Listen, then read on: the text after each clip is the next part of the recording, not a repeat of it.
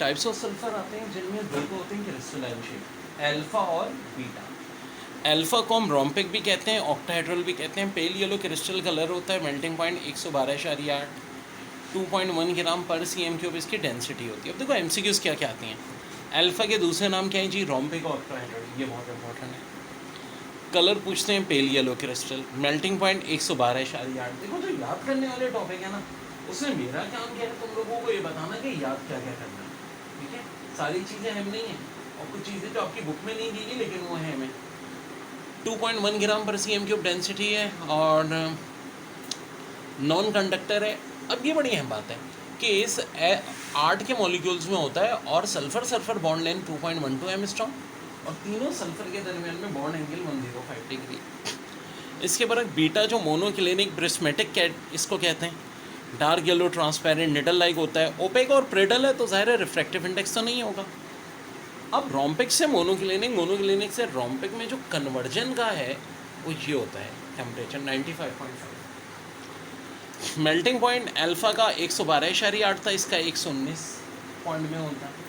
Density वही होती है यानी 2.1 ग्राम पर cm। ये दोनों हो गई क्रिस्टलाइन फॉर्म। तीसरी जो होती है plastic sulphur rubber like structure, soft sticky, ऐसे लॉन्ग चेन होती है। इसमें से MCQs ये आती है कि इसकी स्पेसिफिक ग्रेविटी 1.92 ग्राम पर cm।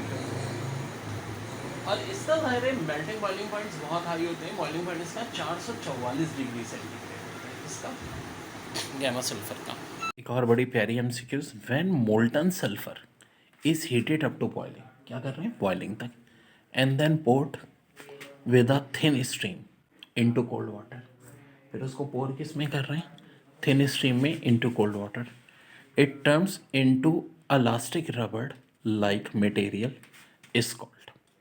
तो एक इलास्टिक लाइक मटेरियल में हो जाएगा। अब देखो ऑप्शन में है प्लास्टिक, गैमा, मोनोक्लिनिक, ई में ABC और डी में A और B। तो देखो जो ये वाली बात हो रही है elastic rubber like material, 3 type के सल्फर होते हैं, अल्फा, बीटा और गैमा। अल्फा बीटा होते हैं क्रिस्टल और गैमा वाला होता है प्लास्टिक।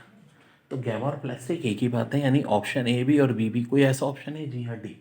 अब एक बात याद रखो, MCQs में जब 2 ऑप्शन करेक्ट होते हैं तो हमने A को या B को टिक नहीं करना, हमको किसको टिक करना है? D को, क्योंकि D में A और B, और E को नहीं करना क्योंकि E में तो A, B और C है जबकि C नहीं है, मोनोक्लिनिक नहीं है। ये खाली क्या है? प्लास्टिक या गैमा। तो आंसर हो जाएगा D, A और। एग्जाम में बार बार आया हुआ सवाल, elasticity of plastic sulphur is due to. Option A में है uncoiling of long chain, long sulphur chain होता है, क्योंकि ये जो इलास्टिसिटी ऑफ प्लास्टिक सल्फर है वो एक तो यही रीज़न है, uncoiling of long sulphur chain. दूसरा है recoiling of chain by release of tension. दूसरा क्या है? Recoiling of chain by release of tension. तो दोनों बातें हैं, तो इसका आंसर हो जाएगा ऑप्शन C, यानी बोथ A एंड B।